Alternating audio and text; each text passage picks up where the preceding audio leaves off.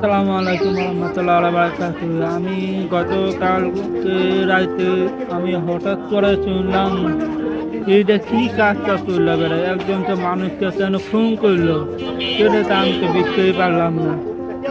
বলেন, আর বাবা বৃদ্ধ বয়স হয়ে গেছে, এখন কি করবে? ওরা মনে করে কঞ্চের ভিডিও করে, কত সুন্দর মতন করে, ও ভালো মতন করে ভিডিও করে। যাক, আমি খুশিয়েছি, ভালো লাগছে।